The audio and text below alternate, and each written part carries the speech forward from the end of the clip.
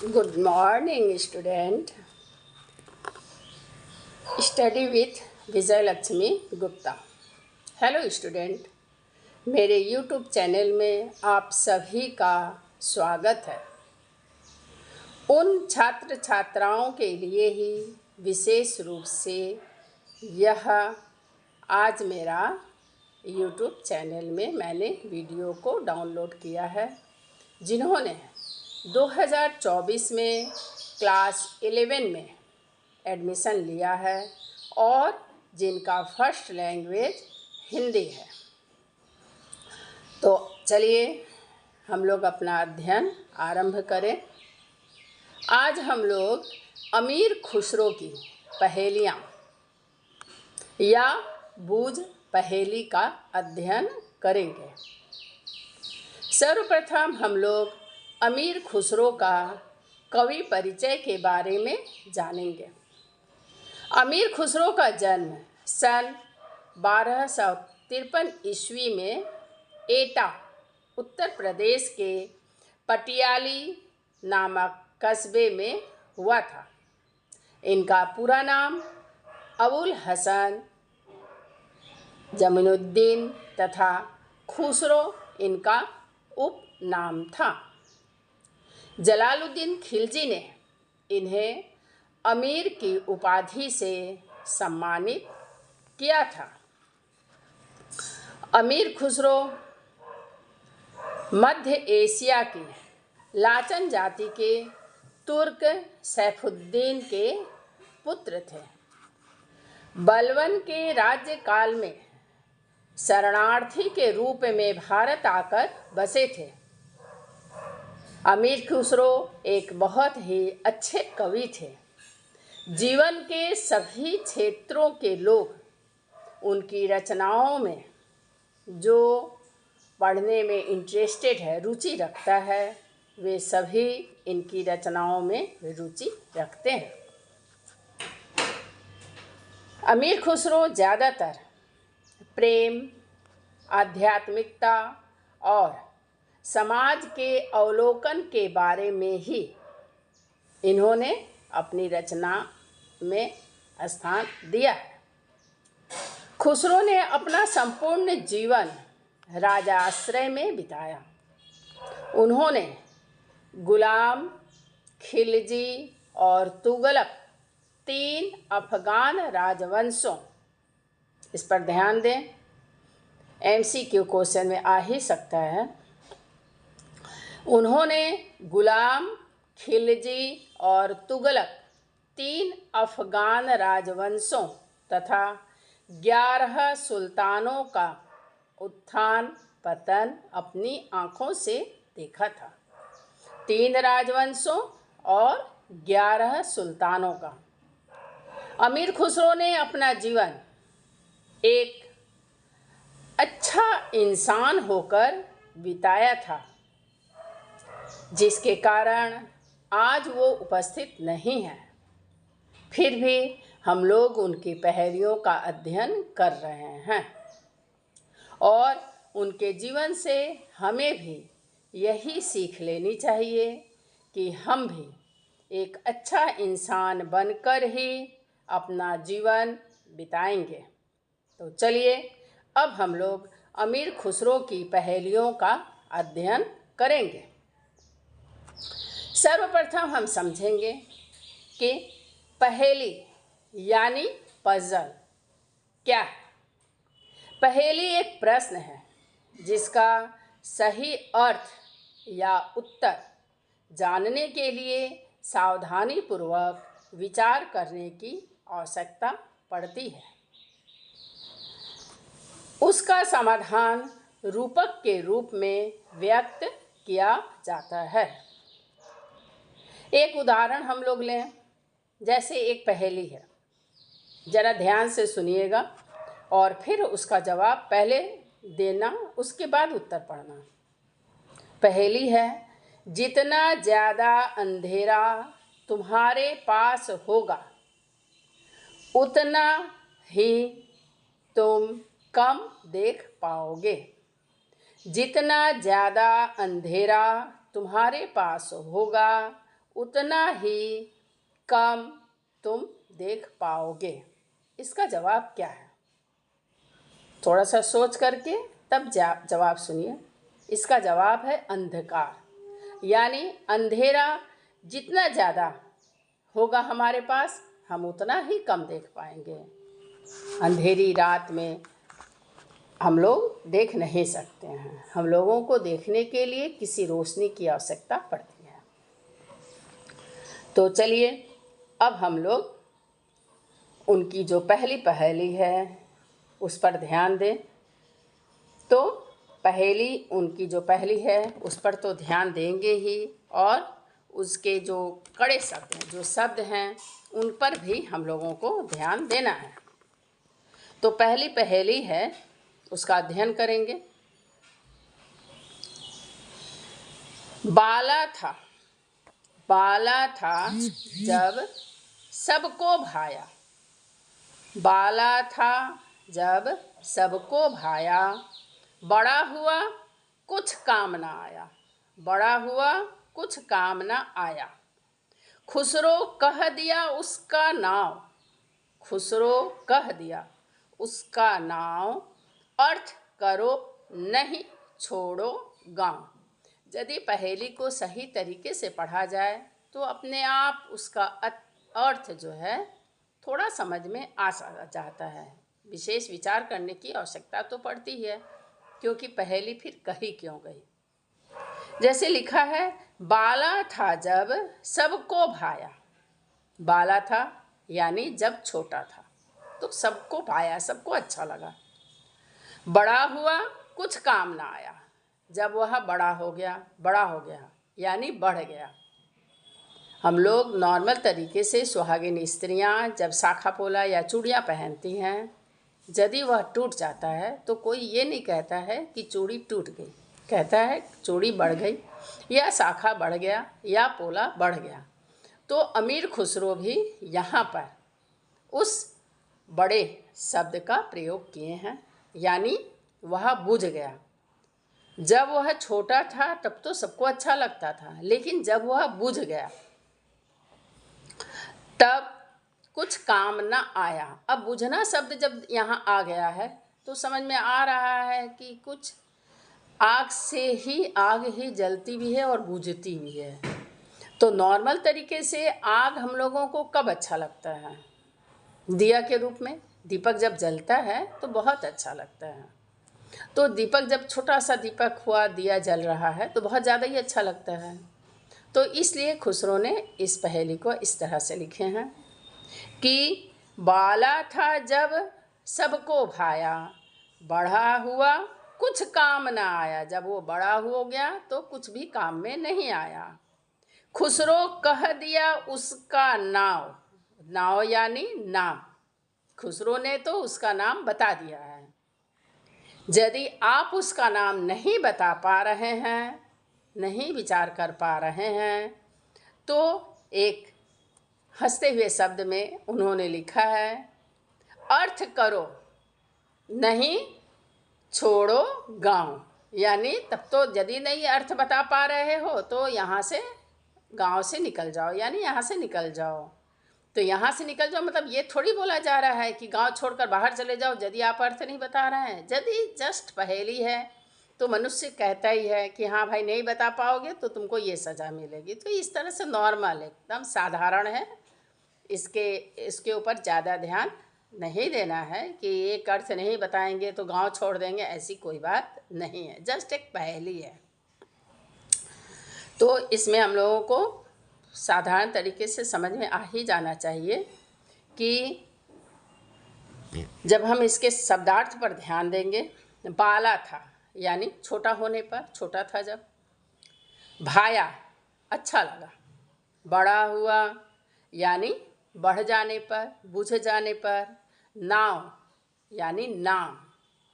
अब आप कह सकते हैं कि यहाँ पर नाव माने नाम कैसे हो सकता है? नाव और गांव के तुक को पहेली के रूप में मिलाया गया है, तो यहाँ पर नाव शब्द का अर्थ नाम से लगा सकते हैं कि खुसरो कह दिया उसका नाम, यानी खुसरो ने तो उसका नाम आपको बता दिया। तो नाव यानी नाम, अर्थ करो यानी बतला, अर्थ करो यानी उसके अर्थ को, उत्तर को बतला दो, और गांव यानी नगर। तो साधारण सी बात है। अब हम लोग संदर्भ में जाएंगे।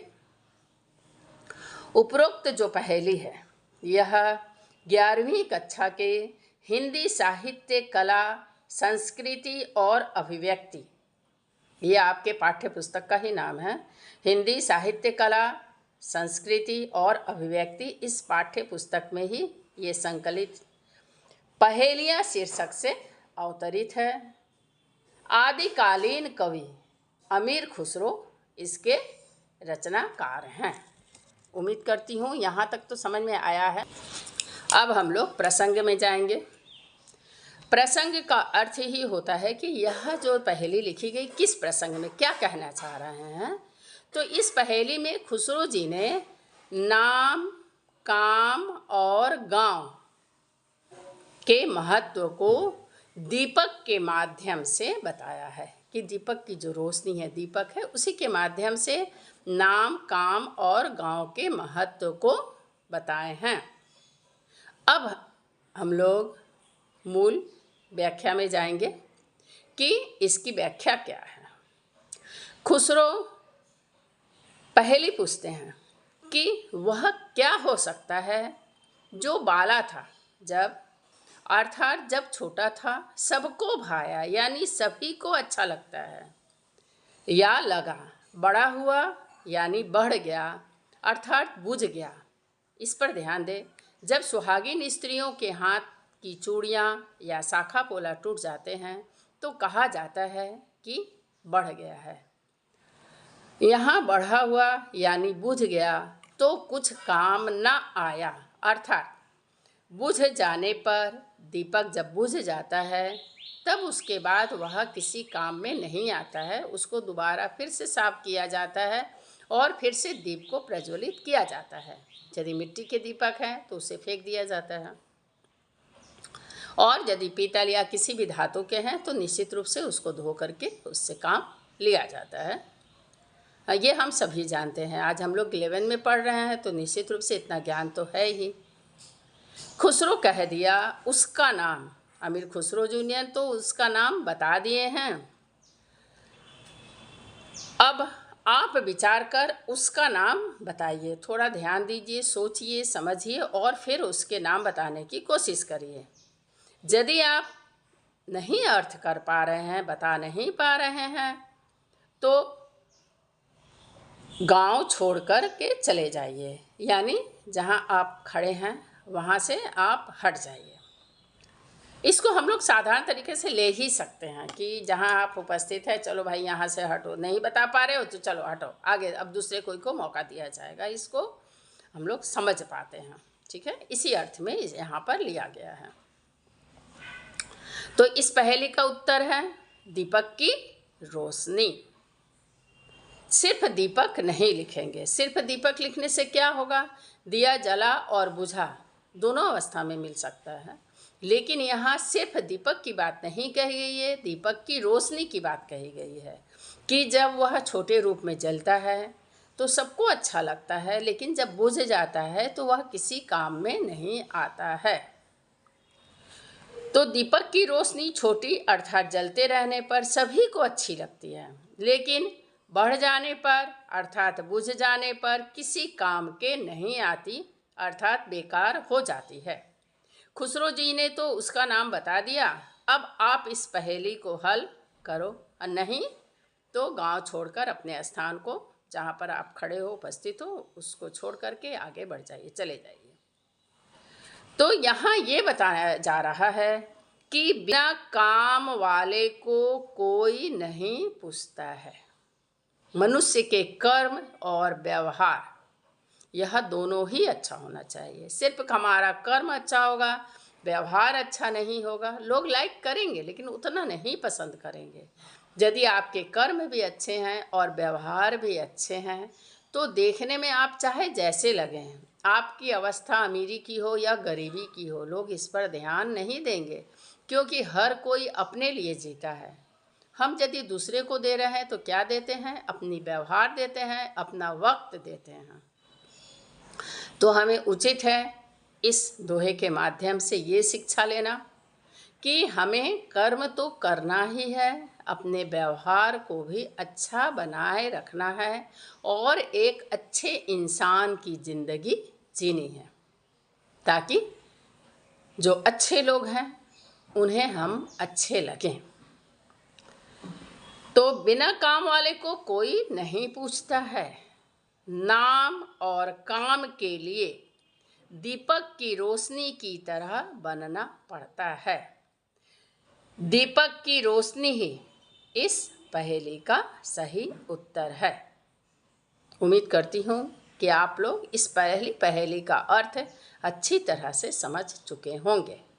यदि नहीं समझ पाए हैं तो दोबारा फिर से वीडियो को सुनिएगा, क्योंकि नीचे मैंने कुछ प्रश्न दिया है। अभी तो मैं क्लास में उपस्थित नहीं हूँ कि मैं क्लास में टोटली प्रश्न करूँ, तो मैंने जब वीडियो बनाया तो मैंने सोचा कि आखिर स्टूडेंट यदि इसको सुने हैं, पढ़े हैं, तो निश्चित रूप से इन प्रश्नों का उत्तर अवश्य ही देंगे। और आप लोगों को भी कह रहे हैं, आप लोग भी आगे बढ़िएगा। तो यदि किसी को कभी भी समझाइए तो दोबारा प्रश्न सवाल जवाब अवश्य करिएगा, ताकि आपको समझ में आएगा कि आखिर आपने जो भी शिक्षा दी है अगला व्यक्ति उसे लिया या नहीं। अपना जजमेंट खुद करना है। यहाँ भी मैंने यही कहा है कि आप अपना जजमेंट खुद करिएगा। यहाँ मैं कुछ प्रश्न लिख रही हूँ, दे रही हूँ, आप सुनिए और उसका जवाब अपनी कॉपी में अवश्य ही लिखिएगा। क्वेश्चन पढ़ने के बाद, क्वेश्चन सुनने के बाद वीडियो दोबारा मत खोलिएगा, प्रश्न को सुनिए और जवाब एक कॉपी और पेन आप ले आइए, ला करके उसमें जवाब लिखिएगा। प्रश्न हमारा है कि पहला प्रश्न मैंने, अमीर खुसरो का जन्म कब और कहाँ हुआ था? अमीर खुसरो का जन्म कब और कहाँ हुआ था? यदि आप ज़्यादा एक्टिव हैं, अच्छे स्टूडेंट, अच्छा नंबर प्राप्त करना चाहते हैं, तो मैं जो प्रश्न बोल रही हूँ इस प्रश्न को ही अपनी कॉपी में लिख लीजिए। उसके बाद जवाब आप सोच करके लिखिएगा। जवाब लिखने के बाद दोबारा फिर से वीडियो को सुन लीजिएगा। इससे क्या होगा कि आपने जो जवाब लिखा वह सही है या गलत है, इसका अंदाज आप स्वयं कर पाइएगा। यदि सही है तो गुड, और यदि नहीं सही है तो दोबारा आपको वीडियो सुनने की आवश्यकता है। तो पहला प्रश्न हमारा है कि अमीर खुसरो का जन्म कब और कहाँ हुआ था?